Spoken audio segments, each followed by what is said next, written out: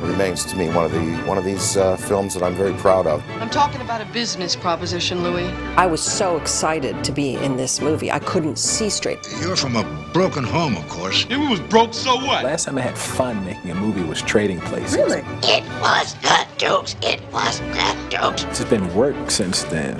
Motherfucker. Moi? 25 years later, people talking to you about a film is remarkable.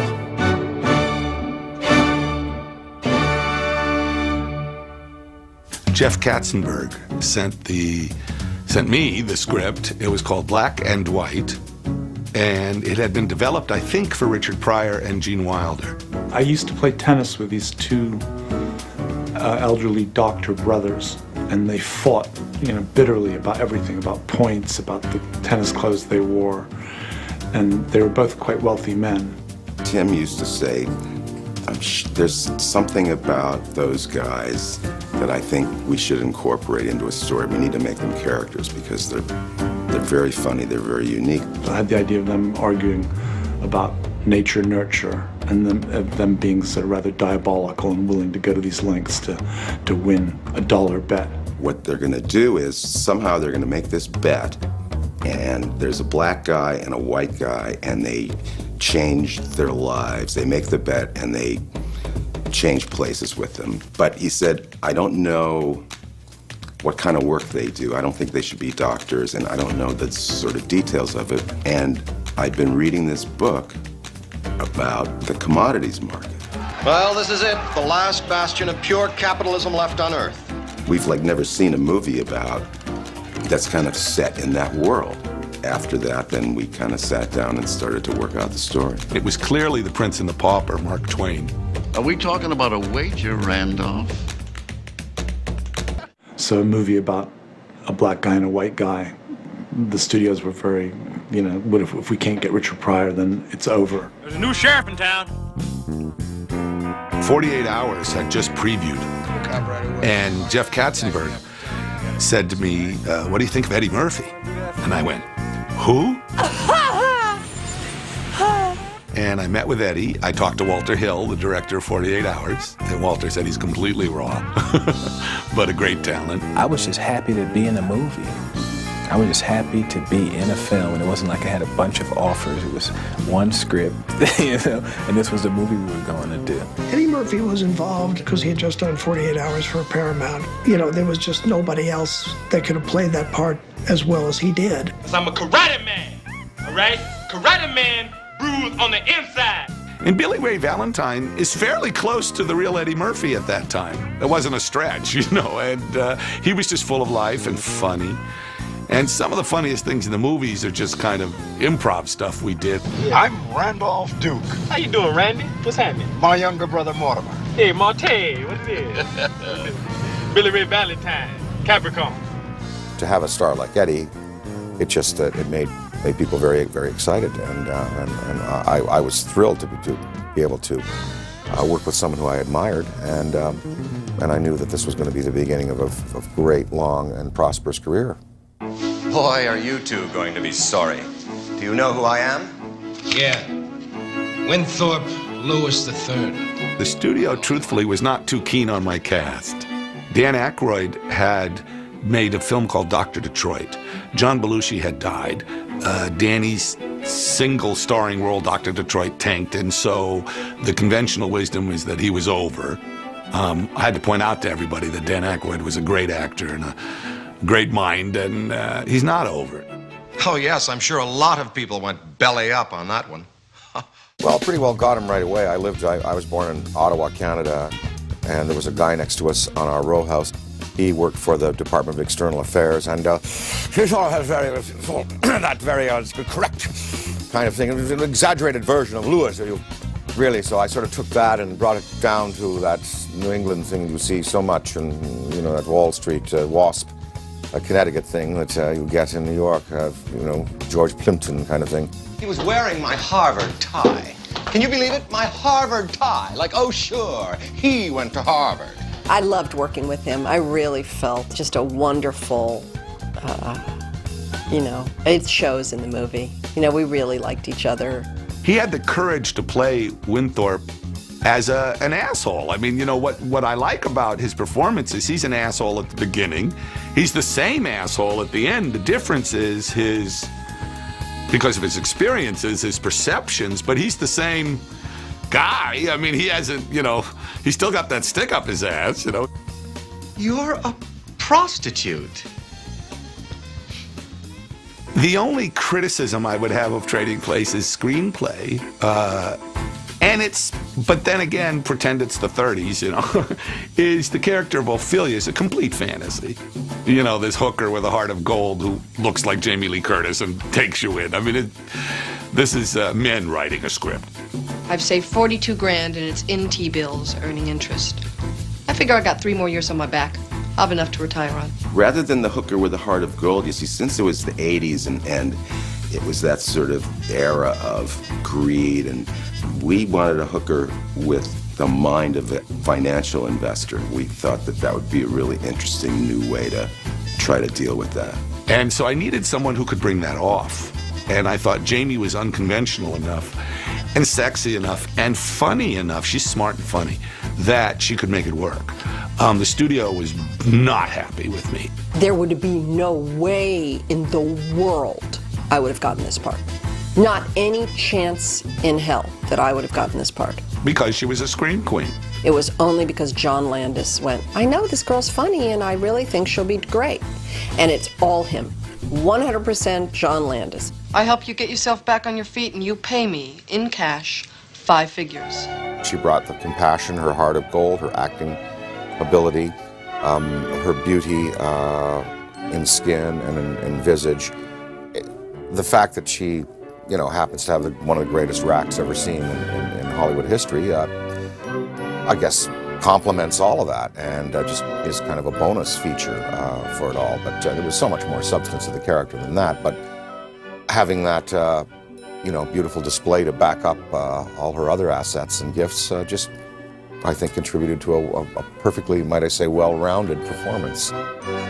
By the way, food and rent are not the only things around here that cost money. You sleep on the couch. Well, you know, obviously there was this whole element of me being a little unclothed a couple moments, which was a first for me and was very nerve-wracking. Her nudity got such unbelievable response in terms of, it wasn't such a big deal. It's, you know, it's so brief, and it was like, it was interesting. It was like, you know, everyone in the theater sort of goes, hello, you know, everyone wakes up all of a sudden. And Steve Martin said to me, he said, I saw Trading Places. And I'm like, yeah? He said, I was like this. Jamie Lee Curtis, who knew? Thank you, Steve. I suppose you think Winthorpe, say if he were to lose his job, would resort to holding up people on the streets? No, I don't think just losing his job would be enough for Winthorpe. I think we'd have to heap a little more misfortune on those narrow shoulders.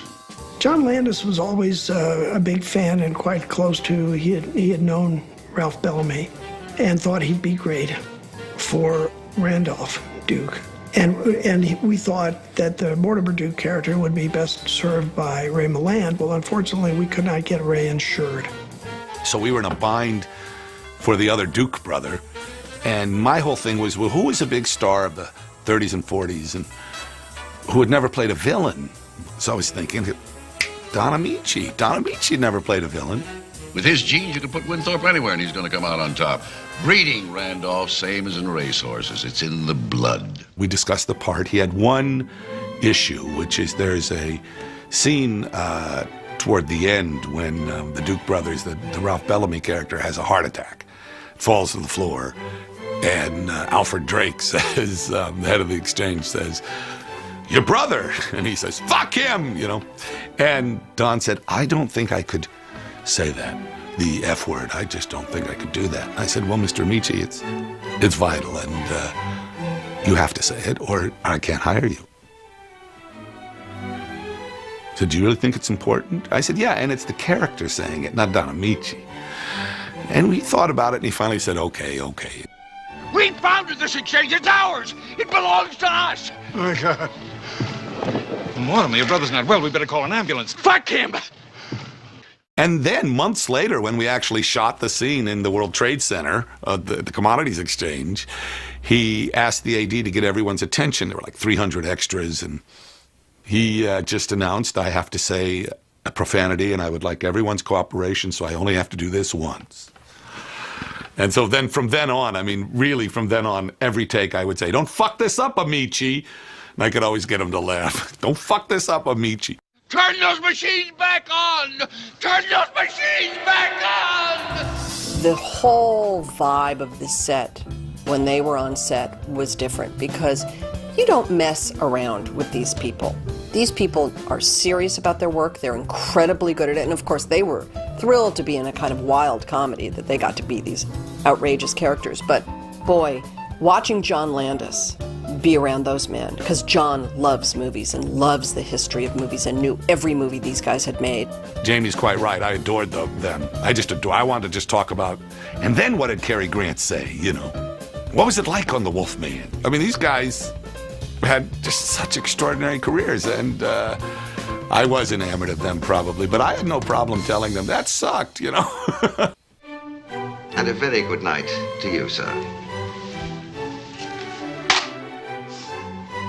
What a scumbag. Denham Elliott, when I cast Denham, they were like, you know, he's not funny, why not Benny Hill? Denham Elliott, who played Coleman the butler, was a wonderful, wonderful British actor with that very dry, sarcastic, you know, sense of humor. No dessert, sir. You have it. Thank you, sir. Denham Elliott, a great English actor with that tradition of the British theater and British film. Having him there and having his presence there gave me something to step up to be able to share those scenes with him. In charge of security is Mr. Clarence Beeks, head of Lyndhurst Security. Clarence Beeks! Clarence Beeks' character, it was a really wonderful villainous role. I'll rip out your eyes and piss on your brain. Clarence Beeks, the bad guy, someone had the idea of let's hire G. Gordon Liddy. The character is really based on G. Gordon Liddy, who orchestrated the Watergate burglary. Went to jail, but never ratted anybody out. We ended up with Paul Gleason. Paul was absolutely fantastic. Bunch of fucking weirdos. We're gonna take a little walk. And don't try anything funny or the whore loses a kidney. Let's go. There are moments I like very much. I mean, just silly stuff. I like silly. You know, like when they exchanged the briefcase on the train.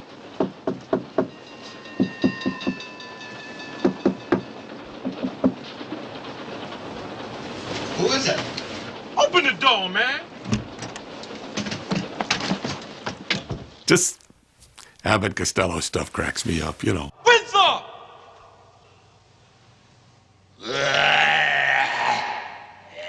How delightful, though, to be able to play a drunk Santa.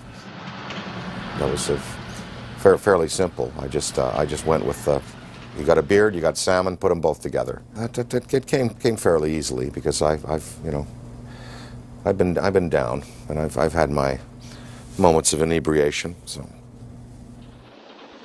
Let me see now. You would be from Austria, am I right? No, I am Inga from Sweden.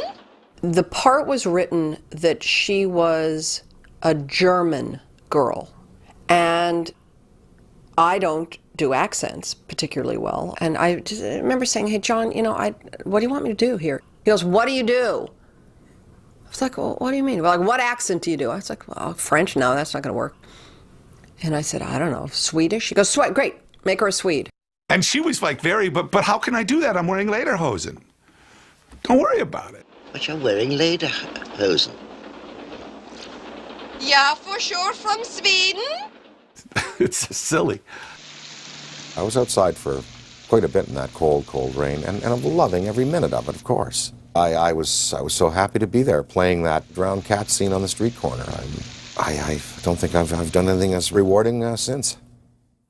My all-time favorite thing in the whole movie is when Eddie's sitting at the bar and the guy comes up and goes, hey, you the motherfucker I was gonna call. And Eddie looks at him and goes, Motherfucker? Moi? There it is. There's the movie right there. Motherfucker moi.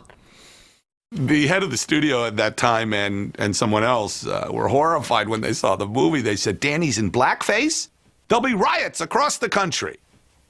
That's ridiculous. That was one of the executives who was deeply appalled by a man being sexually molested by a gorilla.